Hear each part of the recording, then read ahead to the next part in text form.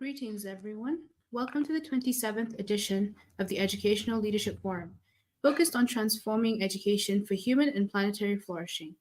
Thank you for being here with us on a weekday to attend the distinguished global lecture. We deeply appreciate your presence and participation. My name is Maria Nduba, and I am here to welcome Dr. Nitya Prakash.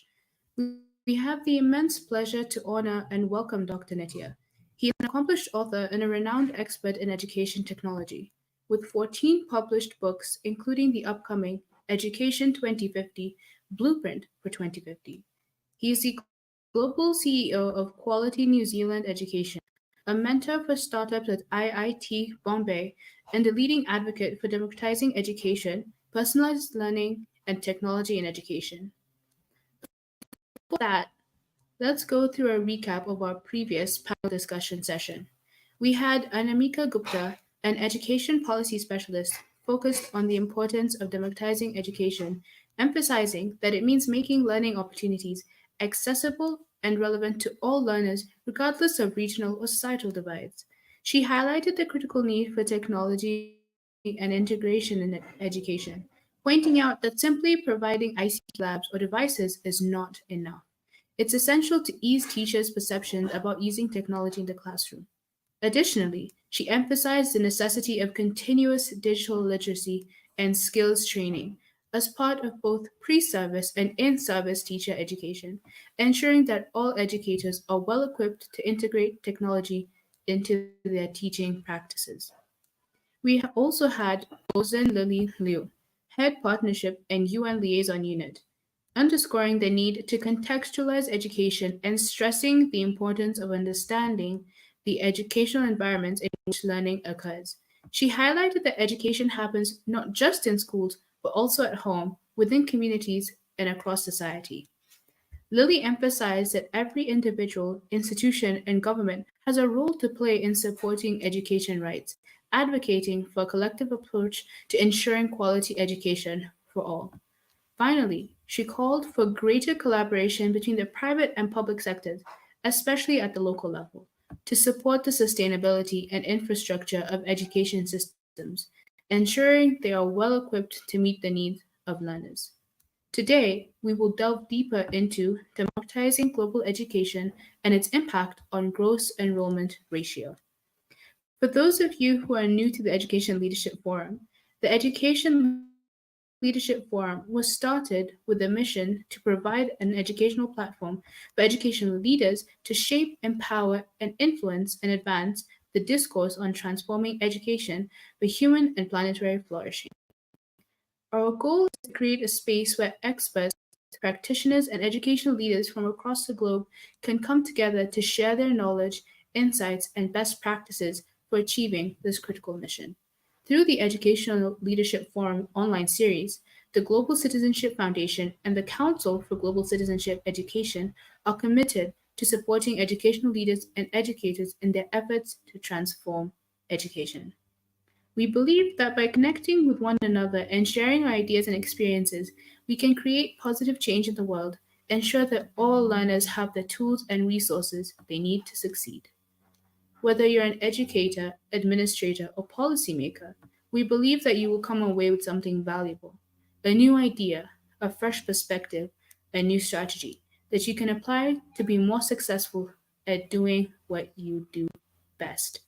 By investing in your own continuous professional development, you will help to ensure the education continues to evolve and improve towards human and planetary flourishing. We hope this distinguished global lecture on democratizing global education and its impact on gross enrollment ratio contributes to your efforts to impact your learners, peers, and wider community. Now, I yield the floor to Dr. Nitya Prakash. Thank you so much, Maria, for the warm introduction. And it fills my heart with joy unspeakable to be speaking uh, in front of a august gathering of people, especially from the educational domain. And before I start my session, I would like to thank uh, the Global Citizenship Foundation and the Educational Leadership Forum for giving me an opportunity to deliver the distinguished global lecture today on my favorite topic, which is democratizing global education.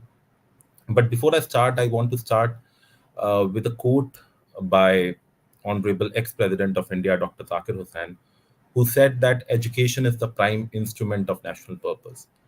Any country that wants or nation that wants to improve or grow, they cannot do it without education. There are three major pillars for any country to improve globally, which is education, healthcare, and agriculture. Education being the most important pillar because it is the pillar that helps the other two sectors grow as well. So, today during the session, I would be explaining the concept of democratizing global education and what are the impacts it will have in the future. So, without wasting much time, let me present my screen and then let me start. Uh, the concept of democratizing global education is not a new concept because each one of us who has been a part of the education fraternity, they know that the most important impact any person can make in anybody's life is with the help of education. But the concept of democratizing the field of education is a new concept for a lot of people because education is more like a DNA lottery for a lot of people. Now, during the course of this entire session, I will be taking you through the most important meaning of democratizing global education. What are the three major pillars and the concept of equality in that?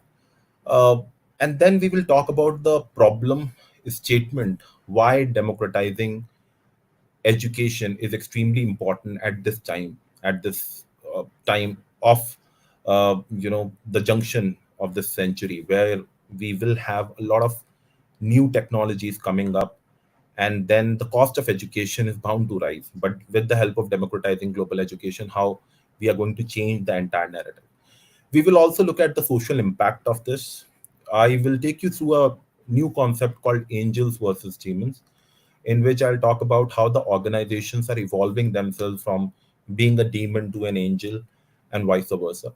We will also look at the intention to reduce cost, which is a major uh, uh, you know area where most of the organization they struggle to reduce the cost, and they think that the quality is a major aspect where they will not be able to uh, improve the overall focus on education if they will try to reduce the cost. So we'll talk about that also. I will introduce you to a new model within this democratizing global education, which is the third party multi-tenant model, with which we will be able to uh, you know create the democratization of global education, that entire ecosystem that we want to build.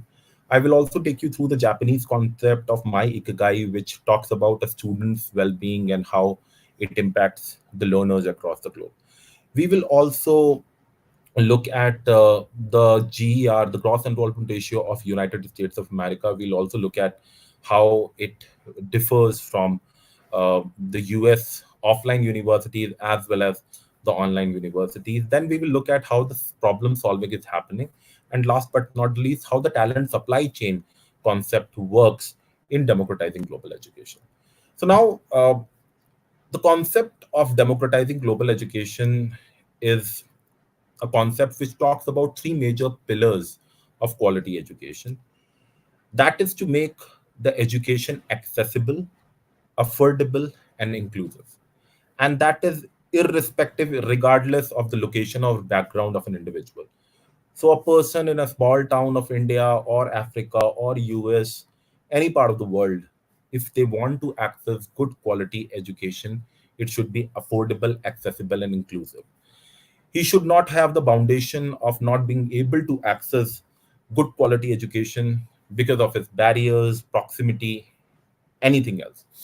The goal is to provide and create equitable opportunities for every person to learn, and thus helping each learner succeed globally. And the most important pillar, which I believe for democratizing global education, is education should be a fundamental right for everybody. As of now, if you look at it, there are a lot of people, and including me, and each one of us today who have joined this session. we have won a DNA lottery. And this DNA lottery is because of the opportunities that we were given while we were pursuing our primary, secondary, and tertiary education, that we were able to access good quality education. And thus, that's why we are here today. And we are able to deliver this kind of session, and we are able to attend this kind of session. But there are a lot of people who don't even have an access to internet connection. They don't even have an access to books, the teachers, even the government education is not accessible to them. So the most important criteria for democratizing global education is to make sure that we make it so affordable, and eventually to make it free for all, so that everyone will be able to get this education and becomes a fundamental right for an individual, just like food. If you look at the entire market by 2030, in the New Zealand dollars, I'm going to talk about, it's going to be a 16.3 trillion global education market that we'll have. And there are going to be some big organizations who are going to bring about that change, which will eventually democratize global education. Now, if you look at the entire concept of the education, we need to understand that the problem statement is something which is really important. Like, uh, if you look at it, finding a problem to solve it, and in the right category with the right organization, is something which is very important. So just to give you an example, uh, the problem, and which is one of the biggest problem these days, is the climate risk that everybody is facing. Global warming is another issue. So there was a new category of vehicles that was created, and that was electric vehicle in this. And then there was this organization who came and became one of the billion-dollar organization called Tesla. So you need to identify a problem, then picking the right category, and then the right organization should be there to help solve that particular problem. The other one, if I have to take the example, then Tesla started, likewise SpaceX started, and the problem statement was we only have Earth as as the planet where humans can survive. So that was the problem statement, that the only problem is the planet. We have only Earth as a planet. And the category that came up with that was space travel exploration. So they said that if, God forbid, tomorrow, if the Earth is not there and it is not inhabitable by people, then what we are going to do? Because we are consuming everything. The global warming is there, and we'll not be able to live on Earth. Then in that case, what are we going to do? So they said that let's start exploring life beyond Earth. So there was a new category that was created, which was a space travel exploration. And with this, the new organization, a company came into being, was SpaceX, which became a new organization for the people. The same problem is today is, uh, people are not able to get education. I think that's the biggest problem which we already have, and it's not a blue ocean problem that we are going to solve, or through a red ocean. It is a completely a new problem that a lot of people are facing across the globe. And the category is going to be through creating a talent supply as a new category. Now, why I said talent supply in the field of education is also because talent supply is the most important component of education, because people do not want education, they want jobs. They want education to help them get that kind of job, so that they can start living, they can start earning their livelihood. That is the most important aspect, that why people are interested in education. For me, being the first generation graduate in the family, it's very important. It was very important for me to get quality education, so that I can start living the kind of life that I always thought of. The same way, there will be a lot of people across the globe who would want to live a life, and the only way, or the vehicle with which they'll be able to live that kind of life, is to get a good job, will be through the help of education. So education is the biggest leveler. So talent supply being one of those categories, where right talent and right education given to an individual will help him get the right job. And there'll be a lot of organizations who will come into it. My organization that I work with, Quality New Zealand Education, is an organization in which we actually are doing a lot of things in order to make sure that we are democratizing global education. We are, in fact, the first organization in the world who is saying that we want to reduce the cost of education by 10% every year. And I'm going to tell you in the future slides that how the intention of reducing the cost of education is extremely important in today's world. So the problem statement and identifying the right categories was very important. Now, the next important area is to identify the organizations working in the domain. So if you look at it, there are two uh, set of organizations that we have, and there are some which are in the purpleless zone also, which are neither X or Y. So there are some organizations that we call as demons, and then we call some as angels. So for us, the demons are the ones who are doing things not thinking about how the world is going to be. Like, there is a very famous organization in the States called Philip Morris, which is a cigarette manufacturing company. They have been manufacturing cigarettes for over the years, and then, and cigarette, as we all know, causes cancer. Then there are few organizations right from the inception. They are into helping people, and they have been doing a lot of things in the field of education, trying to evolve. Like GEMS Education is an organization who have been doing a lot of work in order to make sure that people have an access to good quality education. But if you look at this aspect of uh, angels versus demons, you will realize that there are organizations who started as demons in their own category, but over the years they realize that if they really want to thrive and grow, they have to become the angels in their domain.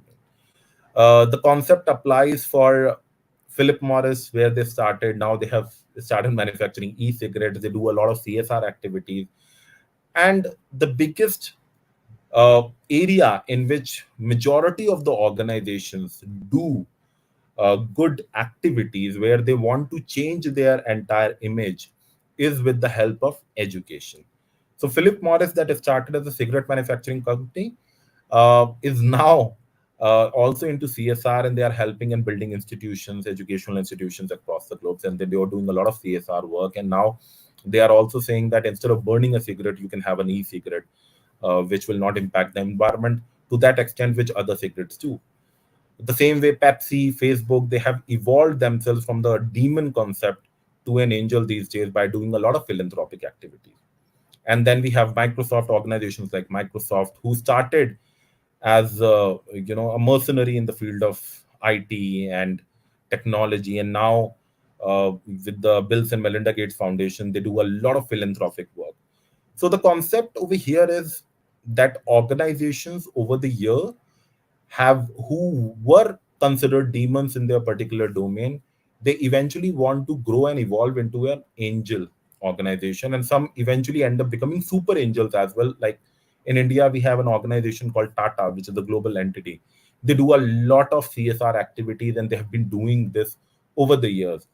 In fact, Tata was one of those organizations who started uh, as the first HR, human resource job profile in India was created in Tata organization, and they created, and the heavy focus is on education, educating their employees and continuing higher education for their employees. They also run a lot of trust. Tata Trust is a big example where they help people by doing a lot of philanthropic activities. And the major amount of donations that they do is in the field of education. So, what I wanted to emphasize over here is that organization, be it any domain, they now want to get into three major categories, which is education, healthcare, or agriculture. They think that this is a new age where they will be able to change their entire image if they try to change or get into one of these domains, which is education, healthcare, and a lot of other spheres of activities which are allied domains in this domain. And then there are few organizations who don't even realize, but they are in a purposeless zone. They are neither angels, neither demons. They don't know what they are doing, and they are just doing it. Like, there are a lot of organizations who will come across, they don't have any agenda of doing anything, but they still are in their domain, and they have been doing pretty well. They are billion-dollar organizations, but the impact in terms of changing lives of individuals is not even there. So now, if you look at this entire concept, there are four major components. If you look at it, like if I have to take the example of my organization, Quality NZ, where I work as a CEO, we have four major aspects in this. One is definitely the people, people being the most important pillar while we want to democratize education, because that's the end user who is doing it. Then the products, the technology intervention that we want to create and bring about that change is also very important. Third is to identify the market where we actually want to bring about that kind of change in the life of people. So identifying the right market. And last but not the least is the kind of people who are willing to invest in this domain, who actually want to bring about that change and want to democratize education. Uh, if I give you certain facts about, since I am in India, we have a gross enrollment ratio of 27.1%. That's the last gross enrollment ratio which we have calculated in India. And this number means that out of every four Indians between the age group of 18 to 24, only one goes for higher education in India. So imagine an example. If you have four kids in your family, uh, you will ask one of them not to pursue education at all since the birth of the child. You will ask one kid to drop after 10th standard, the high school. You will ask the third kid to drop after 12th standard, and there'll be only one kid in your family who will actually go for higher education. We will not realize the impact of this situation or scenario because it is not happening with us. But this is the actual ground reality, what is happening in India. The government of India wants this number to go to 50% by the end of 2035. You know, they want that by end of 2035, as per the National Education Policy 2020. The target is to take this number of 27.1% to 50%. And I'll tell you in my future slides that how this number can be changed and what is the impact and how it is going to do. But as of now, uh, in these 75 years of India's independence, we have only reached this number. And this number we have reached for the age group between 18 to 24. But if you actually look at the total age group between 18 to 50 or 40 years of age, then the number is even worse. The number is less than 10% for India, which is an alarming number for the world, because India being one of those countries where we have the maximum number of people, lesser than 35 years of age. Almost 35%, 65% of the population is less than 35% of the age, which is the youngest workforce. And if this number continues to exist, we will have a lot of problem in the future. Now, coming to the next slide, we looked at the problem, uh, the concept of problem solving, in which we wanted to identify an area. So, education, if we really want to democratize education, we need to create a talent supply chain mechanism. A new category has to be created so that people can start focusing on providing employment opportunities to the student, and thus creating educational reforms and educational programs for them, so that these people can end up getting a good job after pursuing their education. So identifying that gap is very important. The second and the most important aspect is the digital mindset.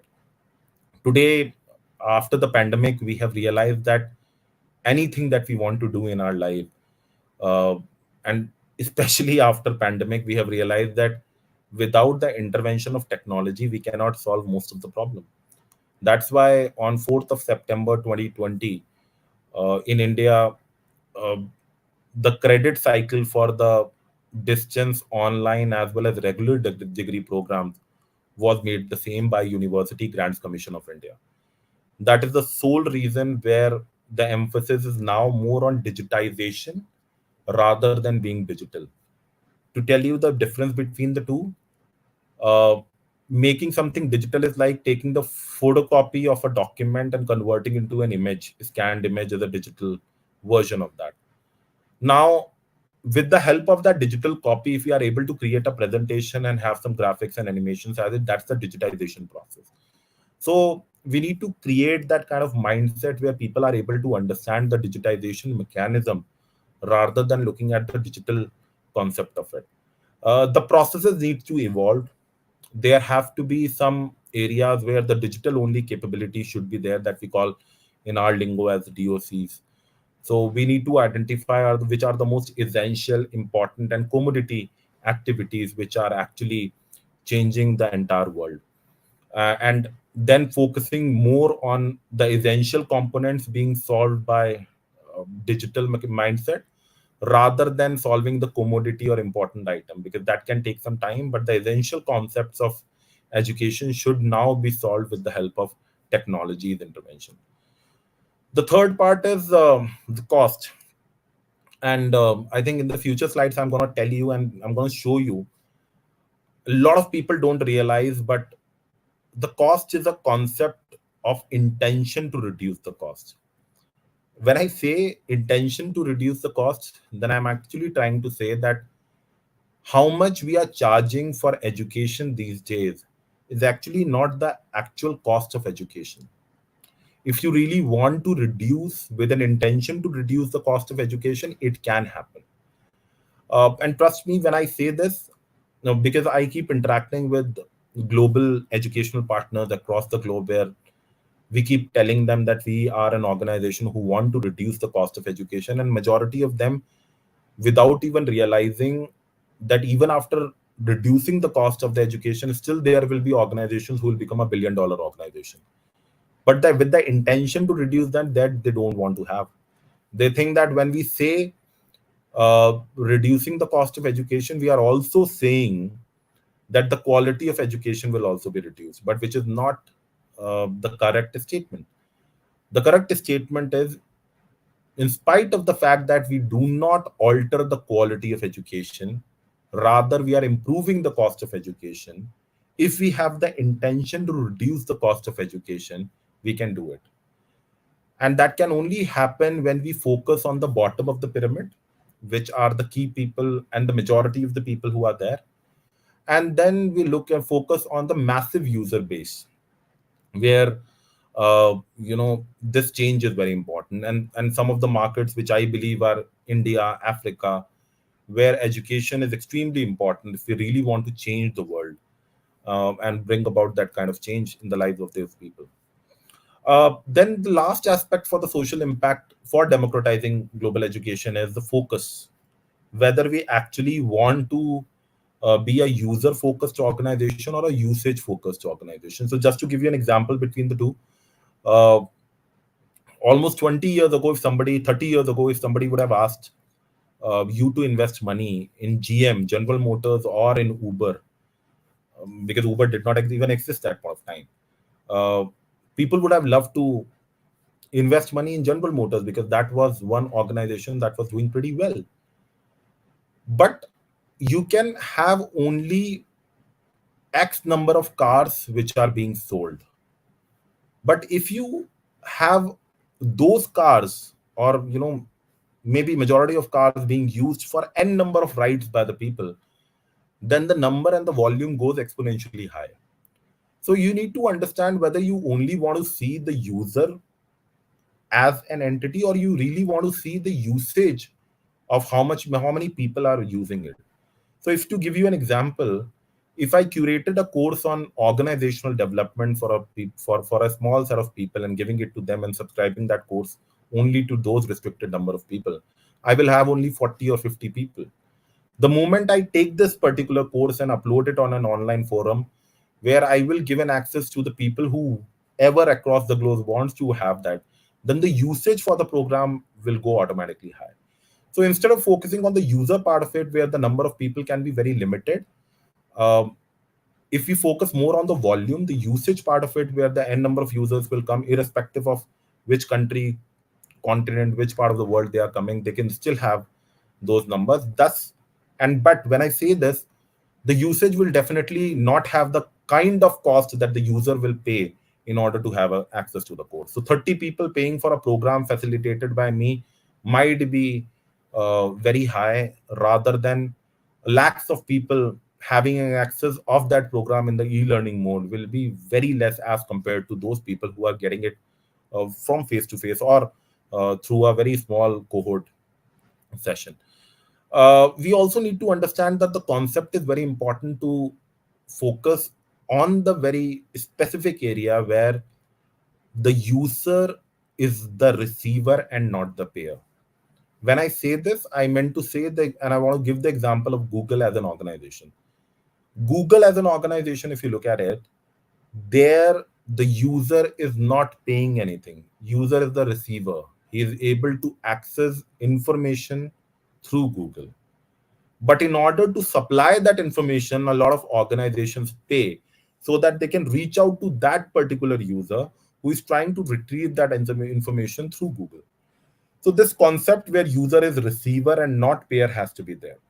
And I believe when I say this, in fact, I've recently released my book called Education 2050, which was released last week, and in which I've spoken about how the education is going to be in the next, by 2050. I've spoken about a concept in the book in which I mentioned that in the future, we are actually going to pay people in order to get the education, which is exactly the opposite right now, where the users are paying to get quality education. But in the future, uh, the organizations are going to pay in order to make sure that a student comes to them for education. So this is going to be a concept, and I will also tell you how in my future slides. So now, if you look at it, and I've spoken about this, the intention to reduce costs, is a very beautiful concept. And I've taken this slide from the SpaceX slide. So if you look at this entire presentation, if you look at it, you will realize in 1970s when NASA was, creating these missiles and space equipment, they were charging a bomb. They were spending a bomb. Because what NASA was doing is, and I'll give you an example for it. Suppose if I have to travel from one part of India to another, one state of India to another, which is almost 500 miles away from each other, uh, I will buy a bus, or rather, I'll create a bus, or I'll, get a bus subscribed to me. I will take that. What I'll do is I'll sit in the bus. I'll take this bus to the destination where I want to go. I will burn the bus there, and then if I want to come back, I'll come back with another vehicle, and I'll buy that vehicle once again. That is what NASA was doing while they were sending their spacecrafts into space. What SpaceX did is they said that if I'm taking my vehicle from X location to Y, and once it reaches Y, I will bring the same vehicle back to X rather than burning it over there. And the sole reason was because SpaceX wanted to be frugal, they wanted to be there, and they wanted to make sure that we can reuse the same vehicle. Now, with this, the cost of space travel has gone down significantly. If you look at this slide, you will be able to realize that it was millions of dollars which were spent, rather billions of dollars which were spent in order to send somebody in 1970s to space. Today, with the help of SpaceX and other organizations who are coming up in this domain, they have reduced the cost of space travel to almost 5% of the actual cost which was incurred in 1970s. And that has only happened because SpaceX had an intention to reduce cost. Today, the space travel is not a distant dream. If you have money, if you have got uh, you know money to spend, you can definitely go and explore space as well if you have money. But the cost which were being incurred almost 30, 40, 3, 4 decades ago is not the same cost that is being incurred now. And now the same concept is being used by NASA as well. They have also realized the cost of space travel has gone down. Reason being, there was an organization who came with an intention to reduce costs, and they have done it as well. So the same way, If the organizations working in the educational domain, they really want to reduce the cost of education, they will be able to do that. The only intention is, and the only thing is, if they have an intention to actually reduce the cost of education. So with this, I'll go to the next slide. uh, and I wanted to introduce this model of third party multi-tenant to you, which is a novice concept, and not a new concept, but I think this concept is really required in the field of education if we really want to democratize it uh, globally.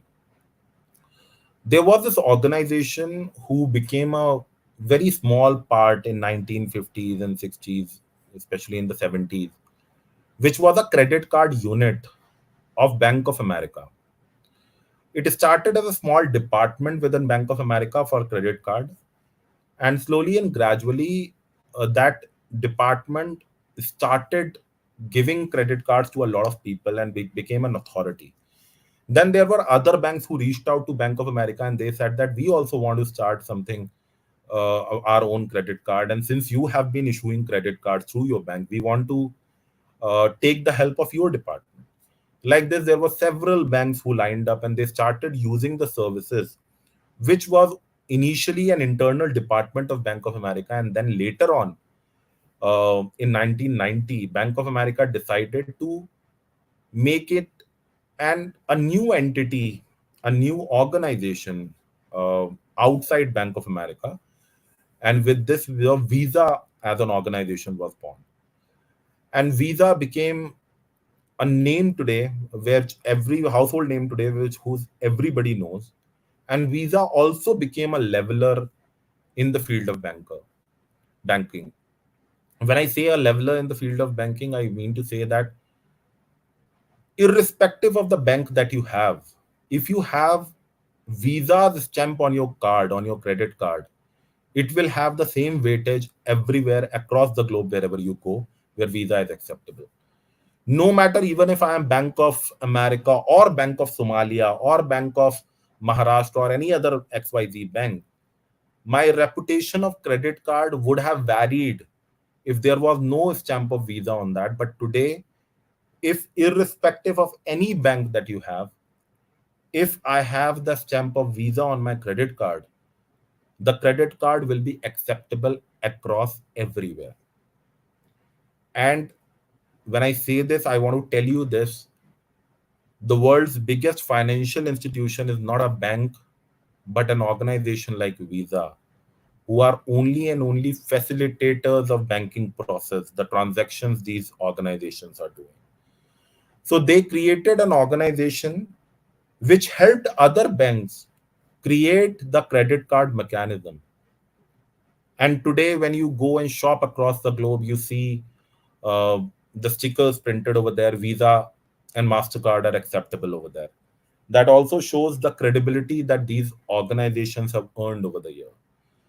So, what actually is required right now is, and that too, in order to make sure that we are able to democratize global education, we need an organization like Visa, which I believe that our organization, Quality New Zealand Education, is actually doing, trying to solve that and be a facilitator in the field of education, where we are able to bring the best of educational technologies, the institutions, and with the stamp like Visa has, we'll be able to impart that education.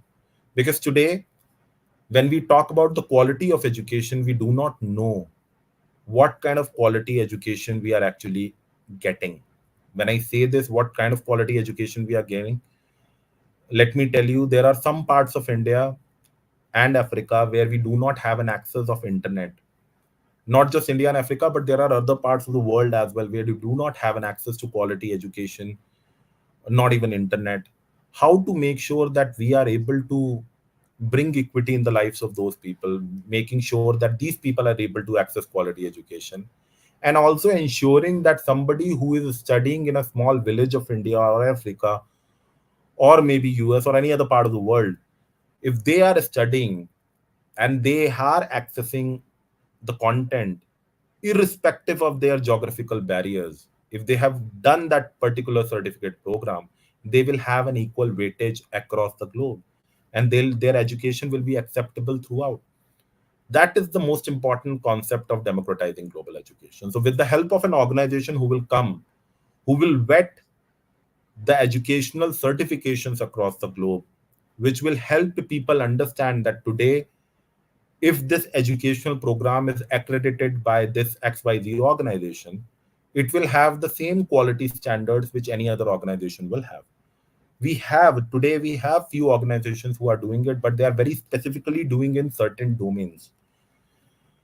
We as Quality New Zealand are planning to do it across all the educational sectors, not just ensuring that the content part of it is being taken care of, but also the technology side of it, the intervention of learning management system, ERP, MIS, and everything that you can think of, all the technologies, the AI driven technologies, we are able to access it.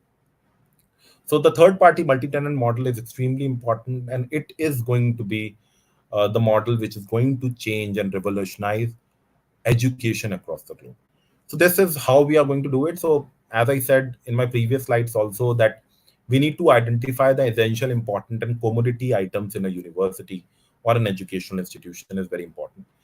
Bifurcating them and then focusing on those components which are the most critical parts and helping them digitize is will be the first step that we can take in the field of democratizing global education. The moment we identify them, we will be able to crack the code also. So I have tried to demystify it, the entire concept, how the value proposition works, where an entity of an organization comes out and then they start interacting with the entities across the globe and start helping them build those infrastructure. To give you an example, we as an organization, we are also into capacity building of a lot of educational institutions. So institutions, when they reach out to us, we help them identify the essential, important, and commodity items, and also tell them that how these commodity important and commodity items are actually going to help them solve that problem.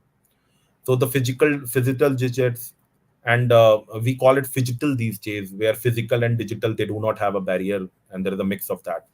And then bringing those components outside the box and then trying to solve that problem. And once you have solved that particular problem, you are able to make that solution available to the world.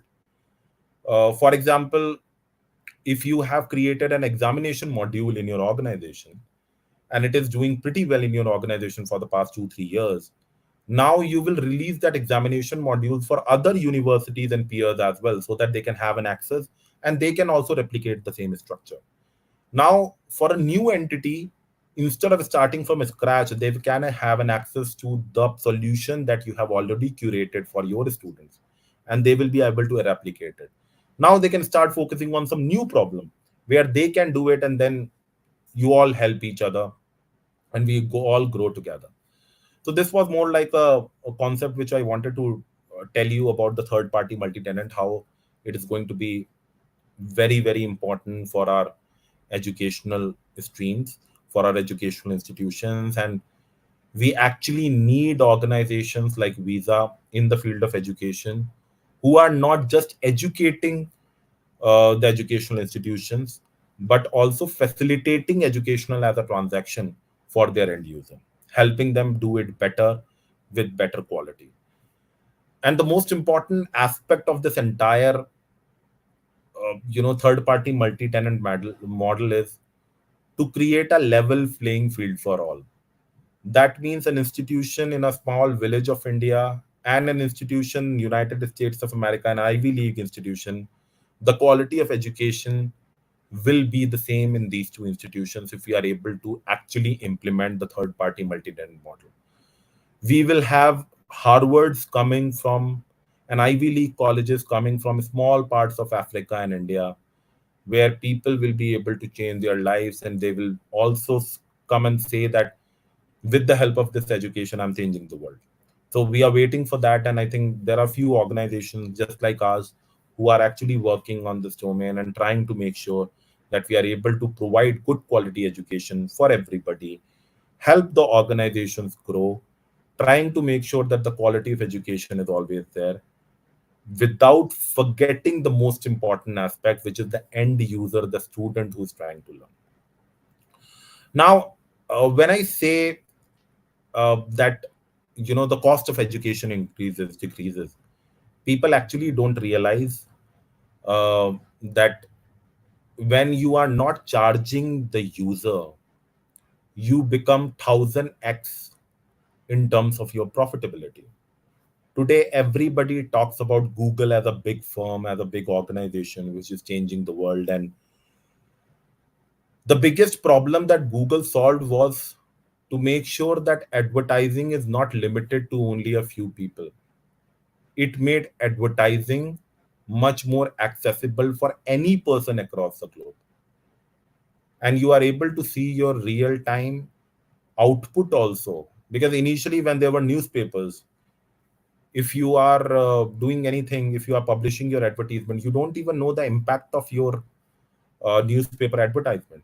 Maybe a couple of people have read it. But with Google being there, Google AdWords being there, you can actually capture that how many people have actually been able to see that advertisement.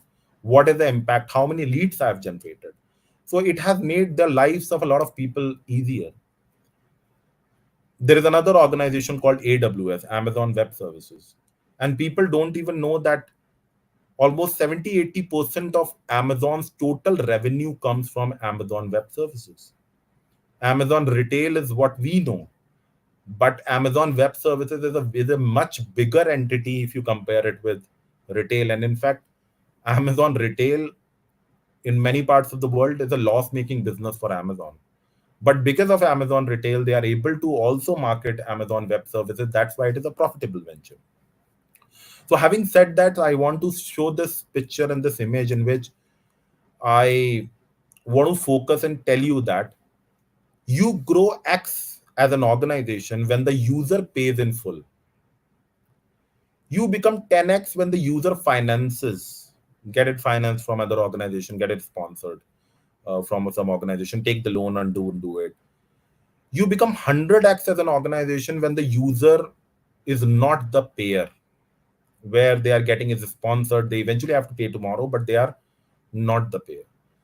And you become 1000x in terms of your revenue as an organization when user is the receiver. And that's the biggest example is Google, who does not charge anything from their end user, and still it is a $1 billion company. YouTube, $1 billion company. Same group, but the impact is that you don't have to pay for it. You are the receiver, and then also you are a $1 billion company. And that is what is needed in the field of education as well. These are a couple of disruptors which I wanted to show you with the help of technology how they have grown. If you look at it, and I want you to focus on the market capital of these organizations right now. Toyota being you know decades long organization, old organization, GM, Ford.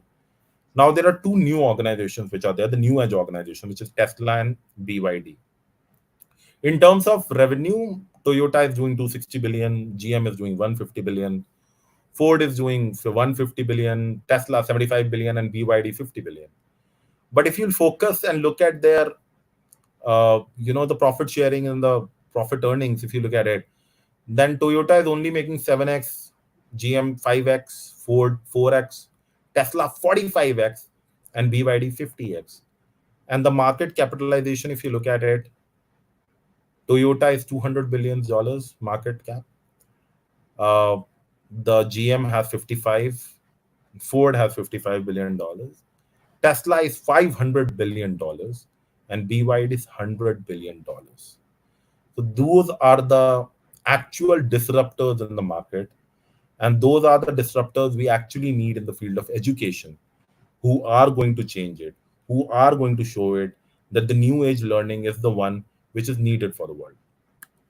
Now, if I go to the next slide, I want to focus on a principle of my ikigai, which is a Japanese concept which talks about the passion, mission, vocation, and profession. So if you look at it, what is needed right now is we want an ecosystem for people, for a student, for a kid, where they start from their kindergarten and then till their professional age, where they are actually working for an organization, They have a learning path for them. Imagine Sachin Tendulkar, who is a legendary cricketer. Imagine Sachin Tendulkar, instead of playing cricket, playing football. Maybe Sachin would have become a good footballer as well because he's a great athlete. But the kind of success that he has got in the field of cricket would not have happened if he wouldn't be in the field of cricket. If he tried to do something in the field of football, maybe he wouldn't have been that successful a legend what he is in the field of cricket. So identifying the the digital and educational digital footprints of an individual is extremely important right now, which I believe is missing these days. There is no technology, there is no platform which captures my interest areas since my birth, whatever learnings I have done, where I can have an access that in my fifth standard, I actually studied sports management. I did something and I was doing pretty well. But then something happened in my life. uh, I couldn't focus on it. There was a tragedy. I could not do it. So we need to have that path, a learning path for a kid, for an individual, for a student, where they'll be able to deep dive in and understand, the different parts of their life cycle. So so mapping an individual's journey, the educational journey of a kid, of a professional, of a student is very important. And we need to understand that schools stop when a student does a level 5 or level 6, or in some parts of the 10th and 12th grade of education. Then it is at university who takes over. You don't, and the university has no clue how the student was over the past 12 years. They only look at the results of the last 1 year or 2 3 years maximum, and nothing beyond that. But maybe last 3 years the student was not able to perform, but he's actually a very good student when he was there in the first 6 to 8 years of his education. So keeping a focus on that is very important. Stress being a very important aspect, where you need to analyze the stress levels of a kid, a student, because today, with this driving technology, the AI intervention and everything, the stress has become very, very high. So ensuring that the stress is not a major constraint for the kids, for the students, we need to have online stress management techniques, which will not only help them learn better, but will also be able to prevent a lot of negativity which is happening in their life, which ends up leading them to commit suicide and all the the wrong things which happen. So that can also help. And then, before a student actually realizes that what profession they want to get into, they can go through a discovery phase where they understand that what's next for them, what's the best way of counseling.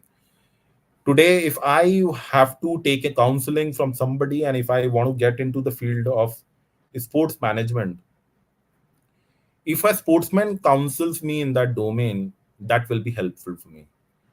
Today, the counselors across the globe are not even competent in that specific sphere. And these are the general counselors we have. And I think that's the biggest problem. A person who don't even know anything about your domain, only the superficial knowledge he has, is actually counseling you. So we need expert counseling. We need to focus on the targeted GER, the gross enrollment ratio, where we are able to curate programs for specific locations where we are able to bring employment to the people.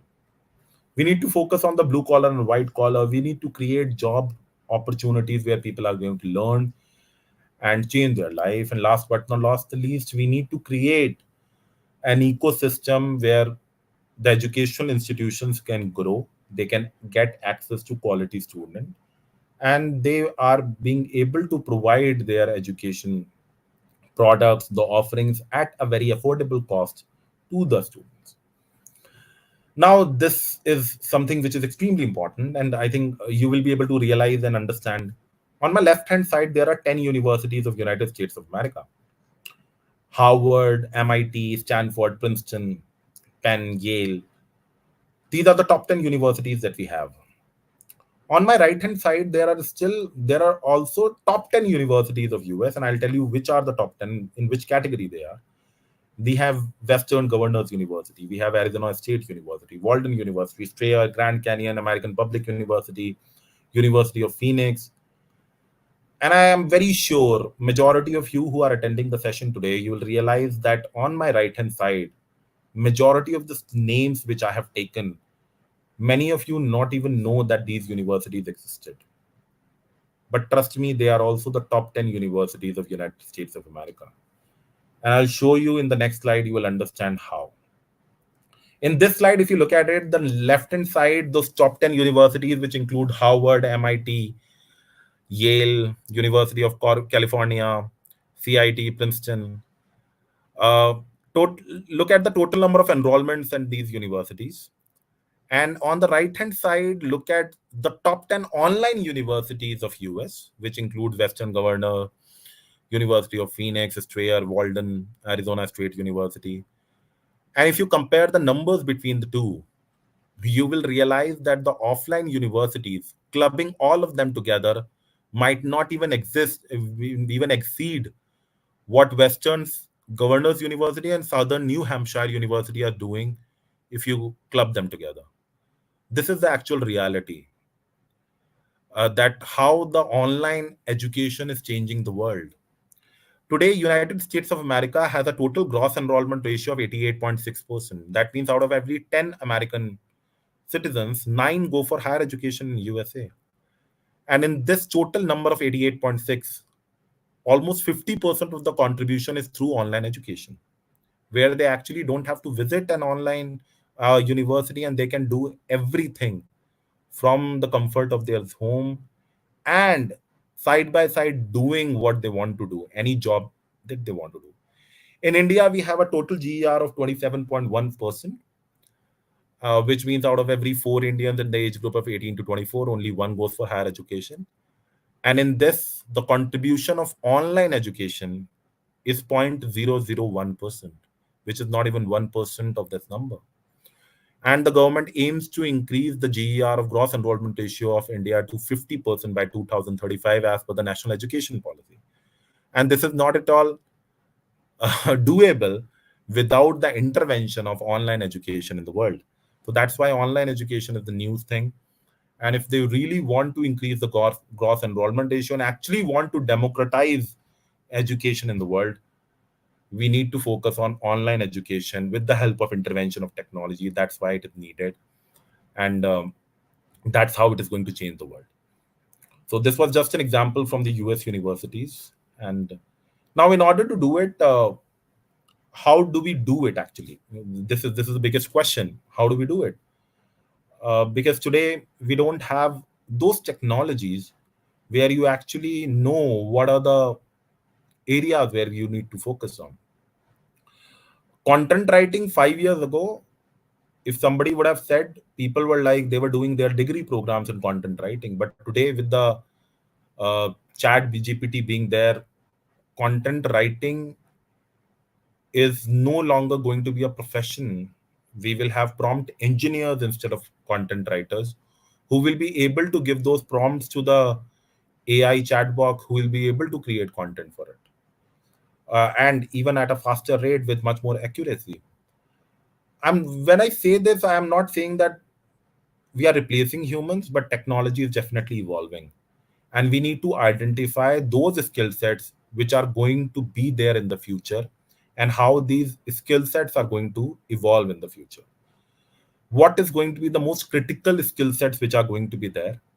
And rather than asking students to do those programs just because you think that those programs are important for them or they have a future, if you have a quadrant or a skill directory which talks about that in the next 5 years, semiconductor engineering is going to be a thriving subject, or maybe robotics is going to be a thriving subject, where if you will actually pursue an engineering from today, then another 4 years, by the time you will complete your education, you will actually end up getting a job. The biggest failure for an educational institution is when they teach them something which is going to be irrelevant in the future.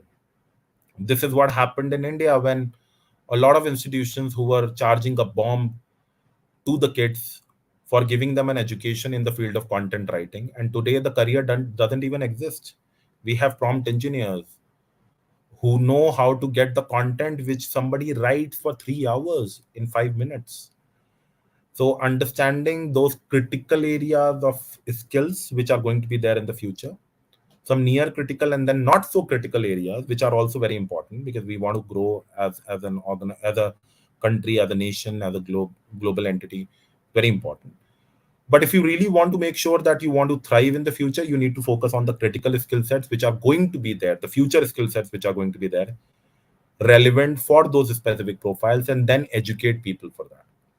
And for this, there is a need for another AI, which is not artificial intelligence, but the old AI, which is academia and industry. So academia and industry need to partner together to make sure that we are able to bridge that gap. So if you look at it, when we build a bridge, we build the bridge from both the sides, right? And then it is expected that the bridge will meet somewhere. What is happening in education today is what is required in industries and what is being taught in the universities. We are making two sides of the bridge, and this bridge is never meeting. It is running parallelly. That's why, in spite of spending lakhs of rupees in the education of the people, they are not able to get quality education, which is the biggest problem. So, this bridge has to meet somewhere. Academia and industry, if they will not meet, the problem will always exist and we will not be able to democratize global education. So, that's why it is very important for us to identify.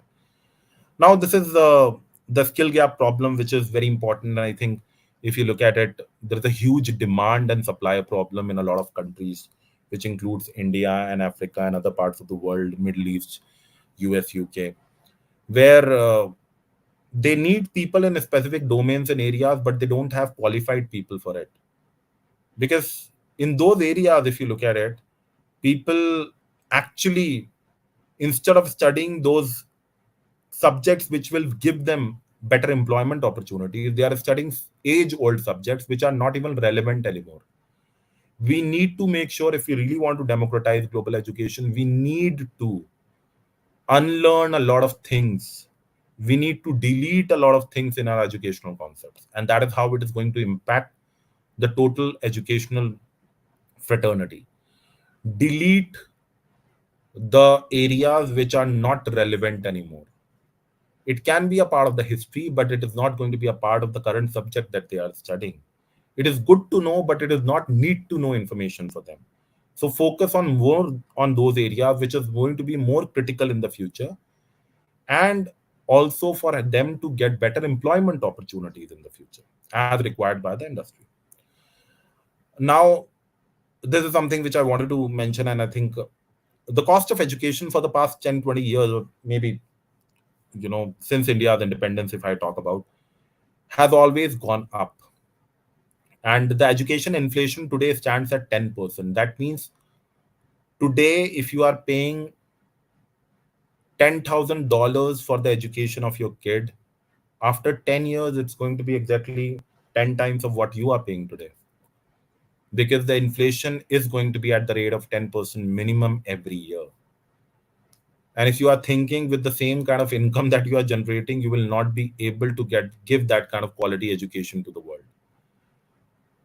And this will only and only increase if our focus is not on democratizing global education.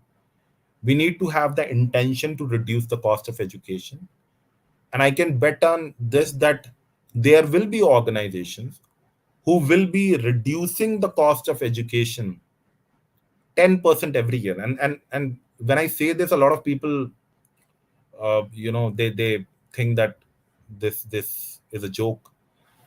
But we have signed a few agreements with a lot of organizations in which we have mentioned that every year, whatever cost of education you are charging to the end user, you will have to reduce that by 10% every year. And this is a joint impact which me and the other organization are taking every year without compromising on our revenues every year. So when I say this, that we'll reduce the cost of education, I am saying that with the reduction of cost of education, you will be able to make lakhs of more individuals educated. the volume is going to be high because they will be able to afford that education in that cost which they can. Now, if you look at it, the biggest problem is not in terms of only and only institutions, but actually what is being taught in these institutions and what is required in the industry. So I think academia industry, as I've already spoken about, is very important. So the talent supply chain, if you look at it today, is broken. uh, People don't want to study because they think that even if I'll study, that education is not going to help me get a better job. So that's why people who can even afford to have that education, they drop after they are intermediate, because they think that the quality of education that I actually want to get is not going to help me get into the business that I want to be. So we need to have the industry driven curriculum which can help them, which can help them not only learn when they are as a kid, but also in their graduation, in their post graduation, and once they become professionals in their skill development as well. Skilling, reskilling, learning, unlearning has to be a part of our day to day affair, where we are able to give quality education, make it much more accessible for the people, and thus create a proper talent supply chain, which is broken today. What we need in the industry, and I'll give you a very good example today. Nvidia is tomorrow going to be the biggest organization in the world because they are working on the technology on that area which is going to change the world, which is semiconductors, which is chips, microchips. And today, when they came to India, they wanted to open a big facility in India, right? They struggled to open that big facility because we don't have people who are educated or skilled in the field of semiconductor, because no institution thought in the past that semiconductors are going to be extremely critical in the future. So nobody taught them, and they don't want to start that facility over here in a big way. Reason being because they don't have skilled manpower over here. So instead of opening a facility here, they are opening in a different part of the world where they have a skilled manpower for that particular skill set. So the talent supply chain for semiconductors in India today, if I talk about, is broken.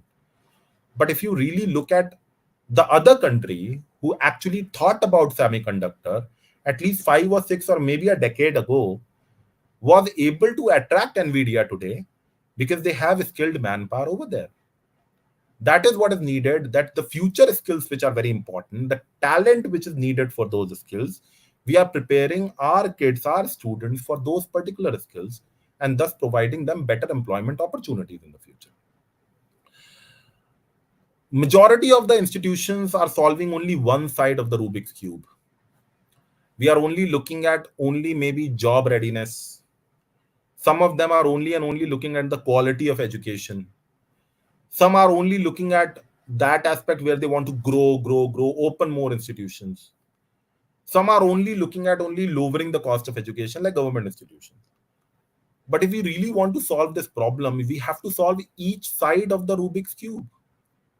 We need to provide better job opportunities. We need to make people job ready. We need to increase the cost of quality. We need to increase the quality and standards of education. We need to reduce the cost of education, and then we have to do it by creating that pace and speed as well with the same velocity. If we'll focus on only one side of it, we will actually not be able to solve the problem. So in order to solve this problem, the entire Rubik's cube needs to be solved, and solving one point part of it won't be able to help us at all. Then the last one is, as I said before, we need a new category.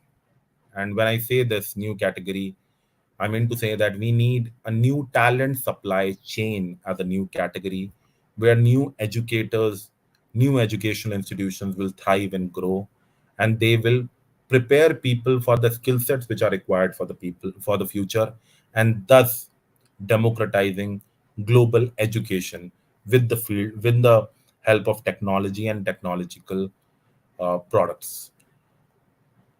And this, I think, would be my last slide, which I want to talk about. In a gold rush, don't dig for gold, sell shovels. So I think what we are doing right now is we are trying to extract gold and gold and gold, trying to make sure that we are able to attract more students. But what we actually need is organizations who can facilitate this entire process of democratizing global education, who can be facilitators like Visa, who are actually helping organizations grow and thrive and succeed and consistently maintain that position. That is something which is very important. So, with this, I come to the end of my session. Thank you so much. And I think if we have any questions, we can go ahead. Thank you, everybody. Okay, so yeah, Maria, I think you're there.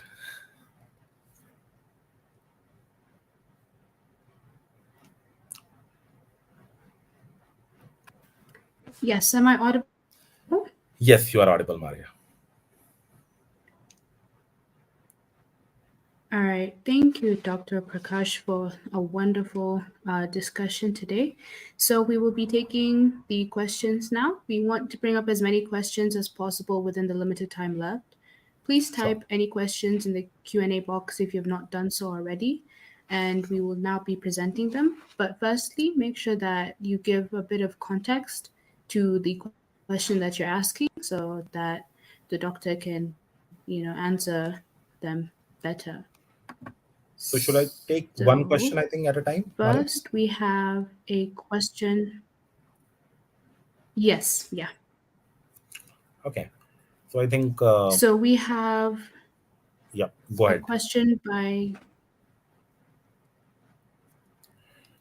Digitizing education is important. However, there are yes, we still have many our regions. first. Yeah, I'll read it out, Maria. I think digitalizing education is important. However, there are still many regions do not have the technological resources and access. How can we provide some alternatives for those disadvantaged group from an organization's perspective? So, if you have seen my presentation, actually introduced the concept of angels and demons.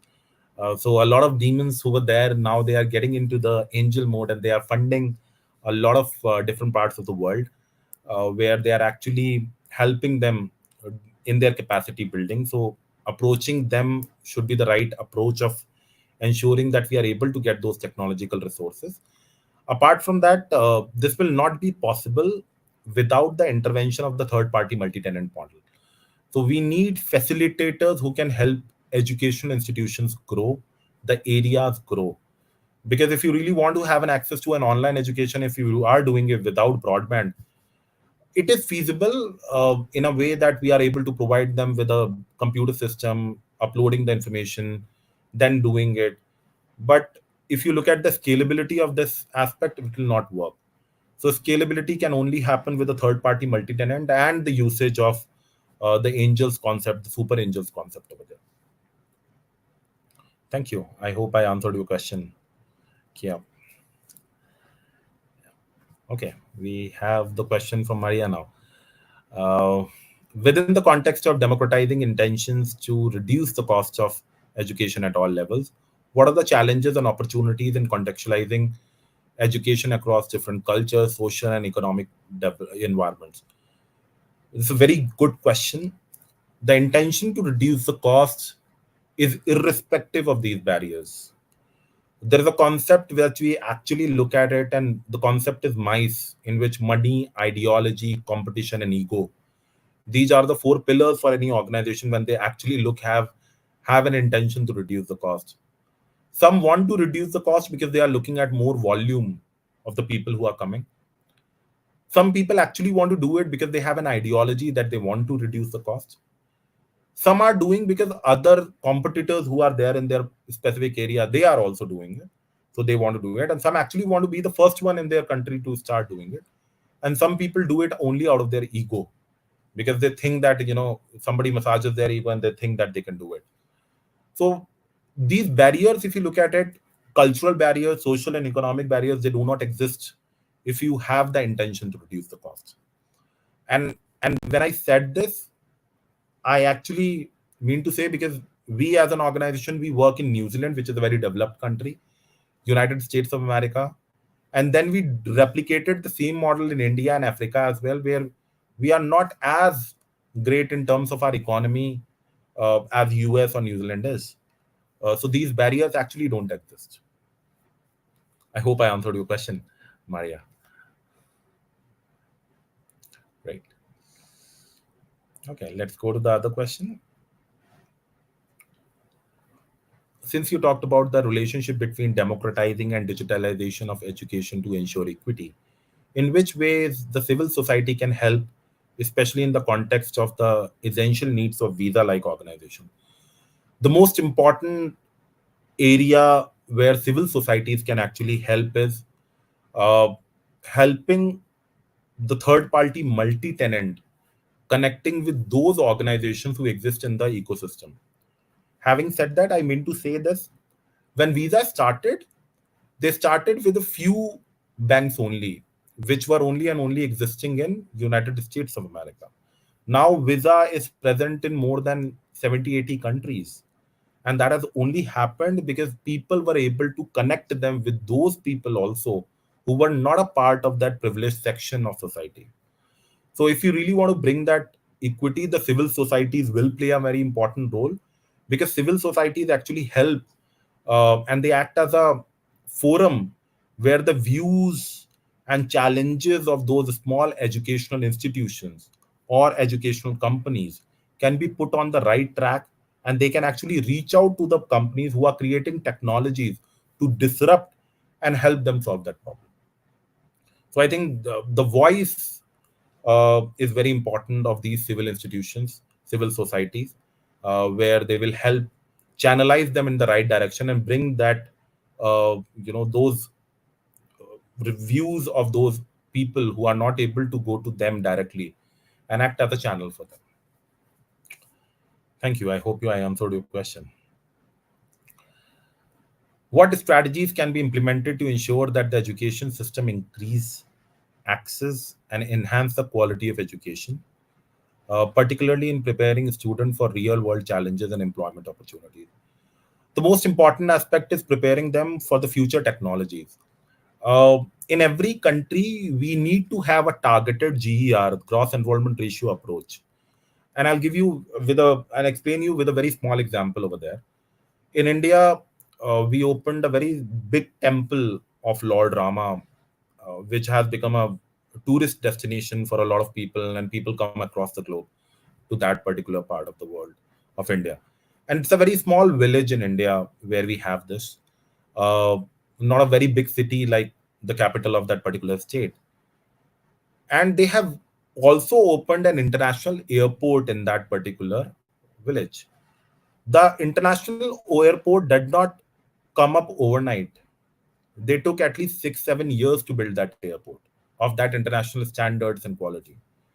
While they were bringing building that airport, imagine if the educational institutions of that particular part of the city or the village, they also started training people for those employment opportunities in that airport, then people of that particular city would have ended up getting better employment in those parts of those city. But now what is happening is, since nobody focused on the educational part of it, almost 60 to 70% of people working in that particular airport are from different parts of the world, but not from that area. So my major focus is to make sure that the technologies which are going to be prevalent in those particular geographies, those pin codes, we need to focus, provide educational and skill development activities on those areas, and thus provide them educational opportunities. So I think this is a part where uh, organizations like ours or government has to do, providing that skill metrics which will be required for different pin codes in different parts of the world. I think you, as an educator, if you are from your particular city, you can start preparing those numbers, those skill sets, which are going to be relevant for the next 5 or 10 years in your area, by looking at the government schemes, the plans of development and growth. That will give you that idea. I hope I answered this question as well. Won't the rise of number of educated Yes, thank you so individuals? much. I'm sure we have many more questions coming up. Sure. I think we'll take this one, the last one, Maria. Um, yes, unfortunately, we're running. Okay. Sure, go ahead. So, won't the rise of number of educated individuals lead to higher rate of unemployment? This is a myth, my friend. Uh, there's a concept of disguised unemployment as well. A lot of people who actually have a job don't even end up working in that particular job. But if you look at it, if you are preparing people for the right skills which are needed, it will not lead to unemployment. What is happening right now is we are not preparing people for the right skill sets which are required for right jobs. This is the biggest problem. That's why I'm saying that democratization of education will not happen only in the field of education. We need to have a talent supply chain mechanism where we are preparing people, educating them for the right skill sets of the future. That is going to thrive and disrupt the market. This is what is needed. So I think my answer is that this is a myth. We need to prepare for people for the right skill sets, and once we do it, we'll be able to solve the unemployment problem also. Thank you. Thank you, Dr. Prakash. We appreciate you responding to these questions. I understand that we have many questions and that we may not be able to cover or answer sufficiently through this DGL. Your thoughts and ideas and suggestions are very important to us, so please don't hesitate to share them by emailing us or tagging us on social media posts.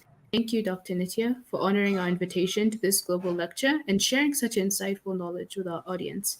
To the audience, thank you for staying with us in the 27th edition of the Educational Leadership Forum. We hope you got inspired and had more opportunities to learn and understand the strategies and best practices for you as education leaders to enhance inclusive and supportive experiences for educators. Ensure to join the workshop session on August 16th to meet and greet participants from around the globe. On behalf of the Global Citizenship Foundation, the Council for GCED, and all of our attendees, I extend my deepest gratitude to our speaker for taking time out of their busy schedule and ensuring that the discourse through unique ideas, insights, and experiences is an enriching session. Also, thank you for being part of the Educational Leadership Forum and for everything you've been doing to advance discourse on transforming education for human and planetary flourishing. We really appreciate the time, insights, and effort you have all contributed to driving this extremely crucial discussion towards shaping the future of education. See you soon. Until then, take care, stay safe, and spread love and compassion. Our world needs it more.